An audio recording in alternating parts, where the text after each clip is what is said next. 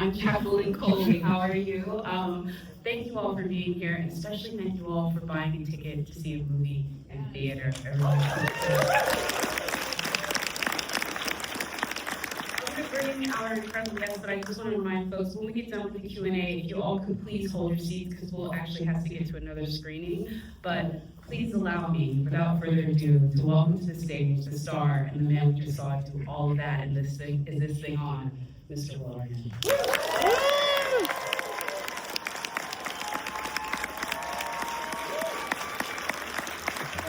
Thank you. I really feel like I'm at the Comedy Cellar with this spot, but I feel like for you, this puts you right at home, right? Especially for what you were doing on stage. So talk about how the role kind of came to you and Bradley's sort of like ideas around it and everything. Okay, yeah. Well, first of all, again, I want to say thank you. Thanks for coming tonight and buying a ticket to see me. I've obviously lived with this for a long time, but tonight is the first night that I'm coming into a theater with a bunch of people who bought tickets to come and see it. So for me, I'm really grateful for all of you having come to see the film tonight. So I want to start by saying that it's really a dream come true.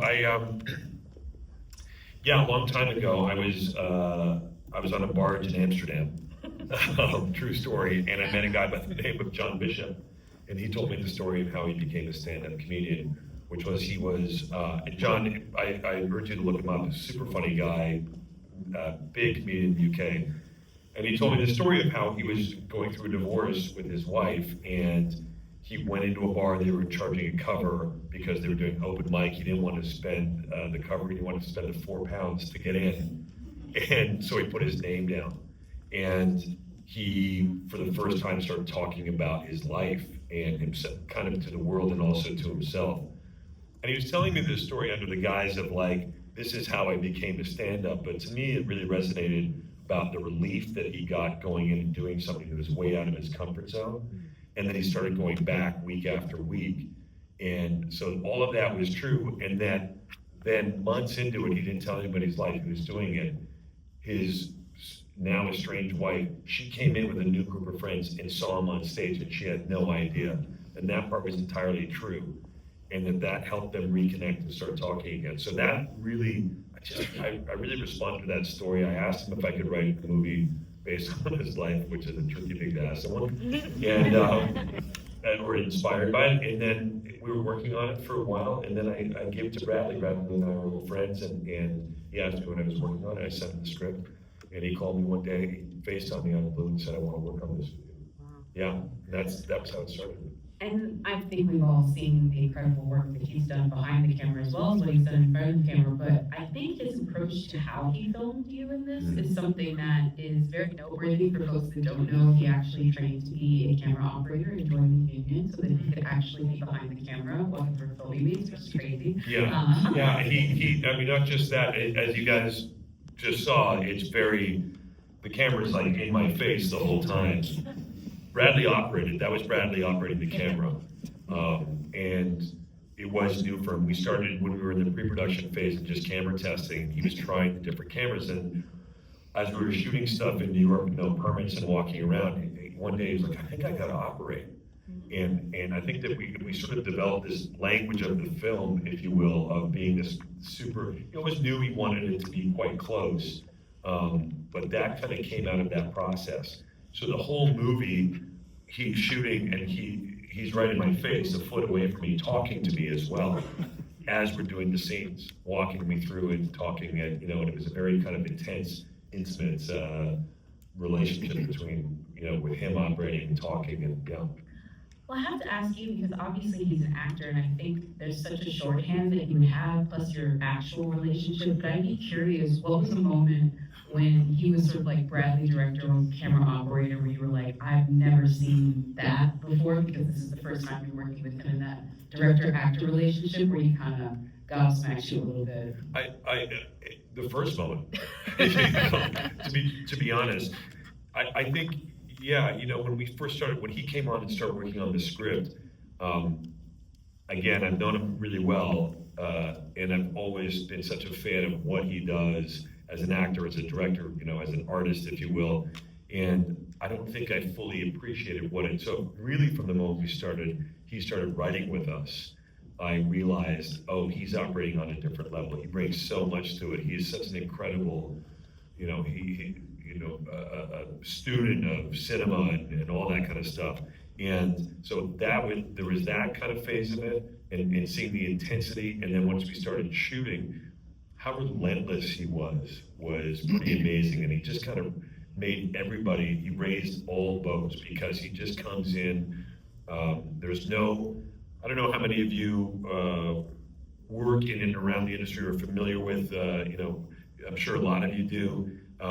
There's no video village on Bradley's set. There's no lounging around. Everybody comes at call. We shoot immediately.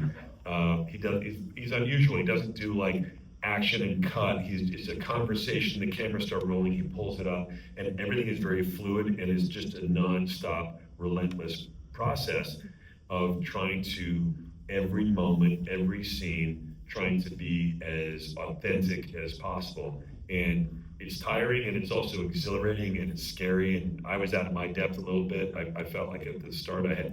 We saw what you know. Well, we watched the movie, sir. It's been a while. It was scary, I was like, wow, I'm 54 and I'm really scared, of being vulnerable and being in this position. And so it took, the whole thing was really intense in the best way. I get scared like that again. I wonder. Yes. I just feel like it may be addicting, right? Because then you jumped out and then you gave us this, which is an absolutely breathtaking performance. Well, thank you. It's funny, about December, about maybe a month ago, we were in New York and doing a bunch of work for this, like a lot of press, etc. And it was at the end of about 4 days in a row, pretty exhausting. And I ended up, Liz, who's the manager of the Comedy Cellar. She's really the manager at the Comedy Cellar in New York. A lot of those people are all work there. Waiters, everybody. We wanted to really, if we were all to go over there, if we were all got on a bus together right now and went over to the Comedy Cellar in New York, we'd see all those people. We'd see all those dudes hanging outside. And you'd see David Tell smoking a cigarette outside for sure. And so about a month ago, we were working, and I said, I texted her out of the blue, and I said, if I show up tonight at 10 o'clock at the Cellar, could I go up? And she said, yeah. And I don't know what came over me. I hadn't done it since we did the movie. And when I was in prep, I was going up as Alex Novak. I had never done stand-up before, so I was going up every night for about 6 weeks as Alex Novak to prep for it and doing those sets that we wrote for the movie. This time I had a bunch of sort of jokes that I, over the course of the last year, had written down. Anyway, I went over there, I don't know why. And I went up and I did 12 minutes of stand-up. And I actually had them introduce me as Alex Novak. And then halfway through I said, I'm Alex Novak. It's a character, the name of the character of this movie I just did. So if you don't like the jokes, I'm Alex Novak. If you do, my name is Will Arnett. So I had some cover, Yeah. But it was fun, and it was exhilarating, and it was addicting. Oh, I love that. Also, the Comedy Cellar is a no cell phone room, so that was an experience for just those people in that room. So yeah, you can say whatever you want. We would be remiss if we got out of here if we didn't talk about sort of two-hander in this with what you're doing with Laura Dern. The great Laura. How great is Laura at this movie? And there's so many moments with y'all, but that's another aspect of Bradley's filmmaking in this is because your coverage, you have to do her and the kind of the way that you guys set the camera. I'm curious, what was your favorite moment sort of being in those intimate scenes with her? Because I'm pretty much all of them, I feel like y'all are like face to face. Y'all must have really invested in the Altoids for this shoot. But what was your favorite one of those like close-up She's got great breath. Well, I don't know what she does. There were a lot of moments, and we didn't shoot this like a traditional, we didn't do a lot of wides and then get into coverage. A lot of it was in one shot, and a lot of it was the camera moving, and we wanted it to feel like you were there, as opposed to watching it, that you're kind of in it, and then the camera is another character, and kind of really experiencing it. And we did have, because we had those long takes, you were able to kind of build that intimacy in those scenes and to have it play as naturally as possible, not improvised, just but just natural. And so there are a lot of those moments, you know, the lice scene, for instance, where we're picking lice out of each other's hair. I don't know if you've ever done it. It's an intimate experience. I've done it with my kids a few times. One of my sons, man, he gets it a lot. And, there's a good place in Studio City, by the way, where they do a wash. I'm not kidding. That's just a tip. And they know me there. And so there was that, and there was, you know, the scene, of course, where Alex and Tess kind of come together and they sleep together again at Alex's apartment.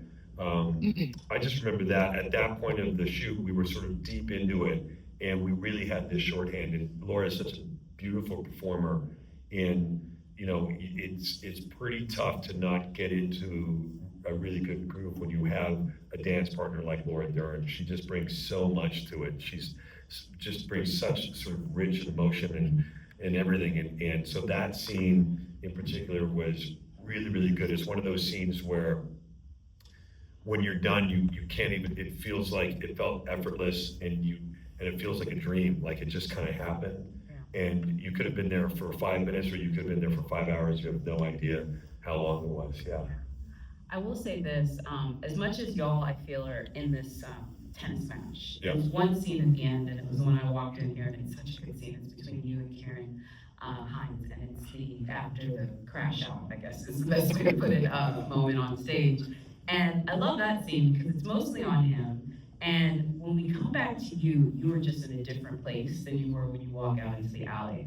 And I don't know how, be a good actor, I guess is the answer, but how do you sort of, what was Alex's sort of like underlying dialogue? Because so much is being said without you really saying anything in that moment.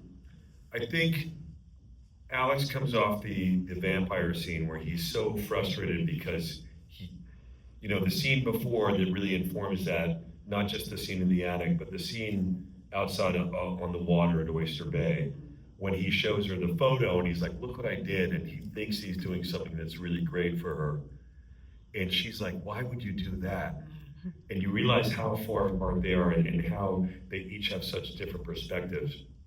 And he's so frustrated, he doesn't understand that. He doesn't have enough perspective yet. Like he's grown because of all this stuff, but he hasn't really broken through to understand. That's the whole thing, seeing it from her perspective. And it's not until, and so when he goes out on stage and he just kind of, what we call vampire, he just unloads, because he's so frustrated.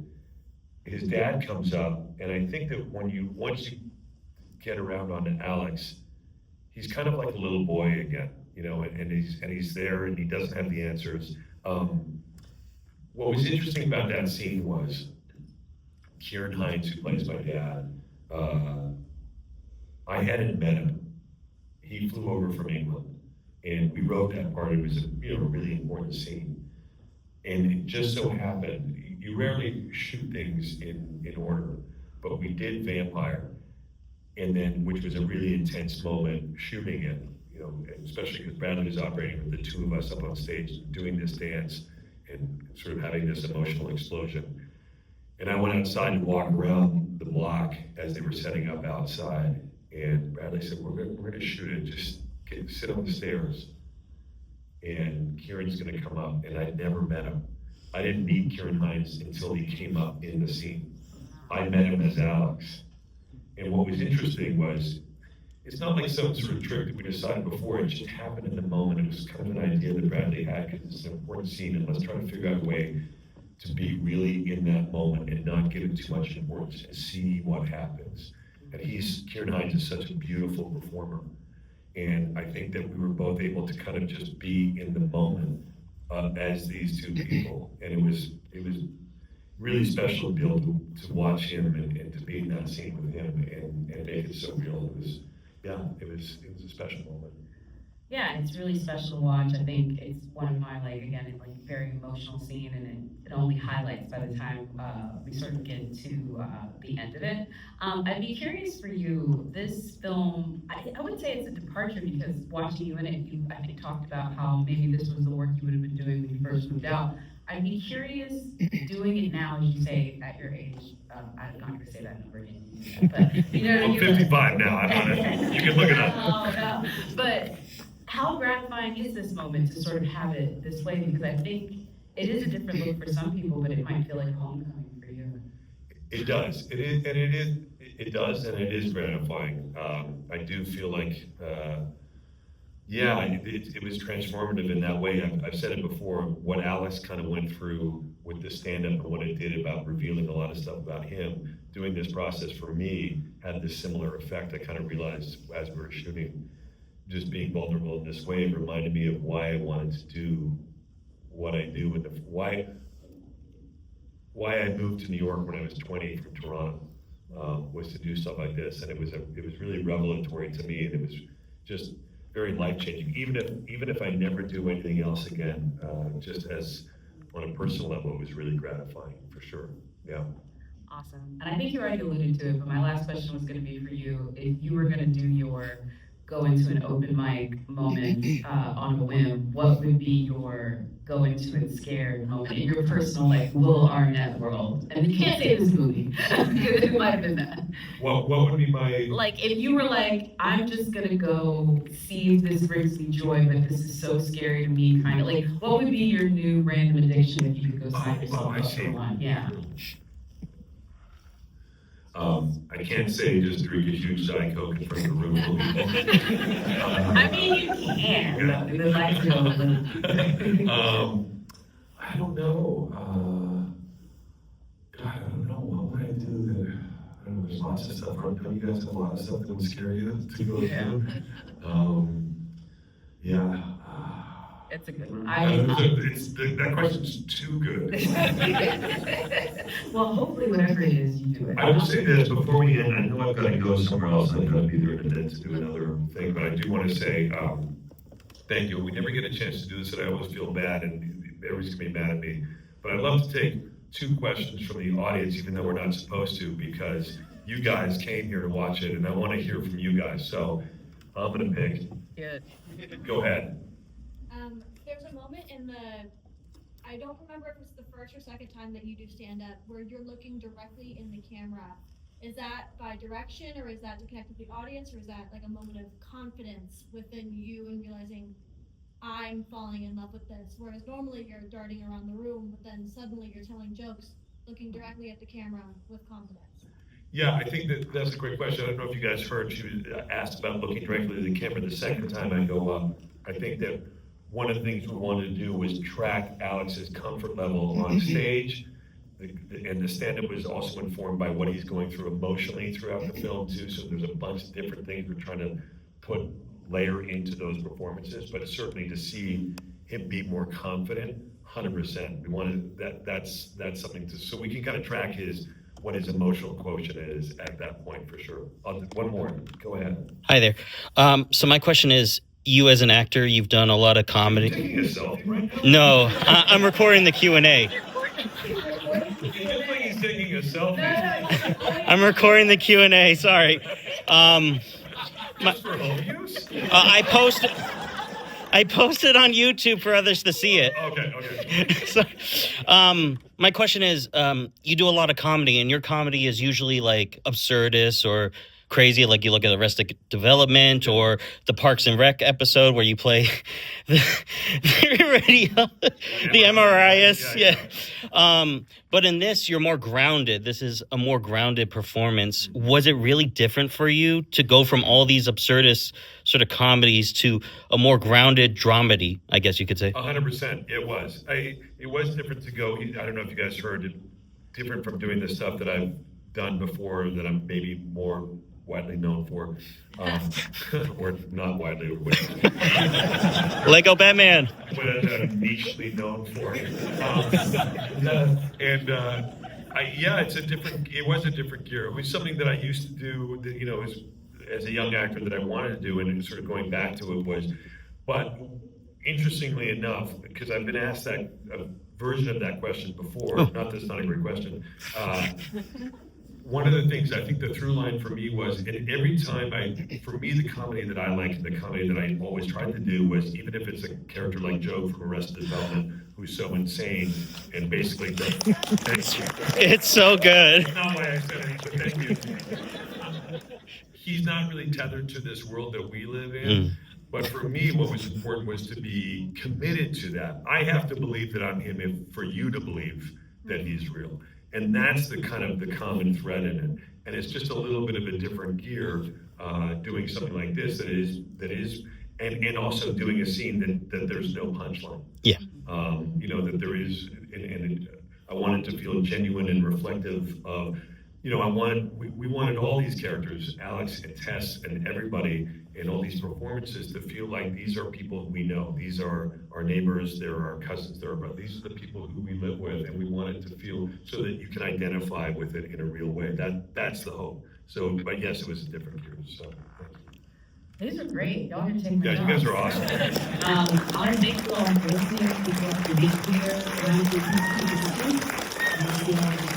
Thank you, Mr. Arnett.